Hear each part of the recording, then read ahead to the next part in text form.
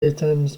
So we're entering the last week of term and another couple of lessons in which we can hopefully complete this segment of the bookwork that we've done during lockdown, which is the confectionery project, starting with an observational painting of sweeties and then lots of bookwork looking at the various artists and your own experiments in the book, and finally ending off with another standalone piece of work, which is going to be a painting abstracted from a small collage. And in doing all of the things that I've asked you to do, we'll have covered all of the assessment objectives. Now let's see what's going to happen next term. Maybe there'll be another mini project like this, or maybe you'll be back and you'll see me and we'll be all doing it together. But at the moment that's an unknown. So let me guide you through what we're going to be doing this week. I'll post 2 videos this week. This is the first one to get you going. So what we're going to need is compass and pencil, something to cut with. I've used a Stanley blade, but you can use a pair of scissors or anything you want. And we're going to need all of our sweets and sweet wrappers, or some more sweets and sweet wrappers from way back when. Remember these? And we're going to need a bit of glue of some kind, and I'm going to show you what we're going to start to do. So first things first, what we need to do is get a piece of paper, and I've pre-done this. We need to cut a hole in it, and I just used the Stanley knife and I drew a circle, cut a hole in it, and we're going to put this to one side. The next thing we're going to do is get lots of pieces of the wrapping of the sweets, and we're going to cut those up using either scissors, or in my case I use this blade.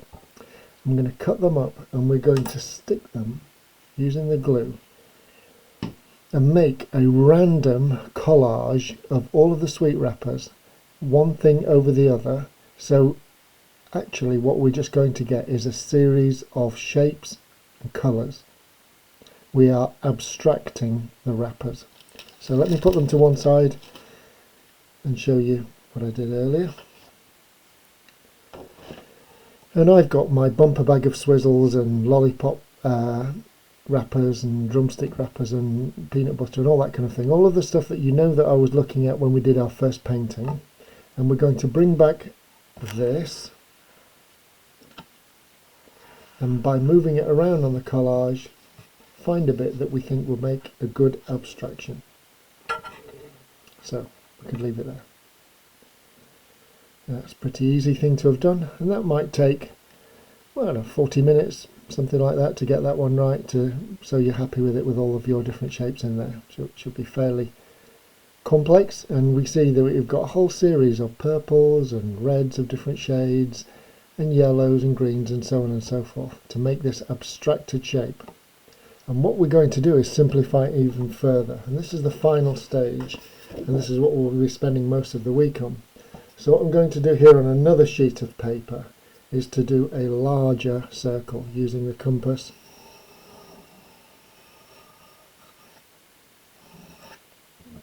So I'll draw this large circle and then I move it to one side,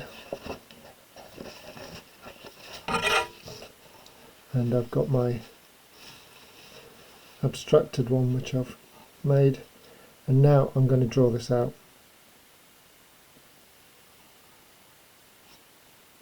So at the moment I'm looking at this bit here, so I'm going to do a relatively simplified, but let's use the art vocabulary, an abstracted version of what I see.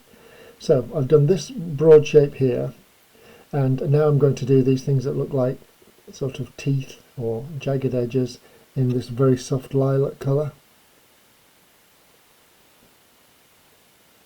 And now I've got these teardrop shapes which are going to be white.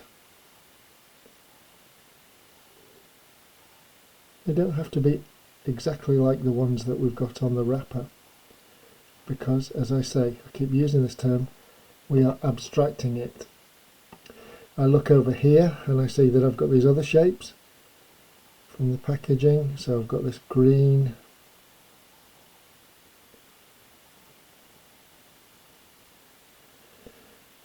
come down here,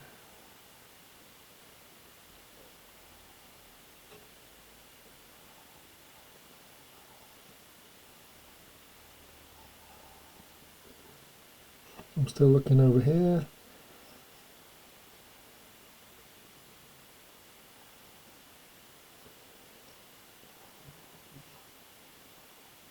And what I'm beginning to get here is a whole series of shapes and colours that had their roots, had their original shapes and colours in the exact graphic representation presented to us in the packaging of the sweets. And I didn't choose confectionery just off the top of my head. I know that one of the things about it is it has a very strong graphic designs as part of the process of making little children want to buy these. And that part of our brain, when we get to the checkout in the Asda and we see them at a low level, these lovely bright colours, makes us think, oh, that tastes lovely, I'd like to have some of those. And you see the little ones, 4 and 5 years old, saying, Mum, can I have some Swizzles, or whatever it may be. And it's because the packaging has had such a powerful effect on them. So the next time you see me and I post, I'm going to have drawn all this out and I'm going to start to colouring it, and I'll show you what we want. And what we will do is we will cut this out, we'll stick it in the corner here, we'll have a little arrow going from here to here, and it will show me and the external moderator that we can do this thing of abstracting a collage into a final product. We will have used those design ideas to make something new and unique.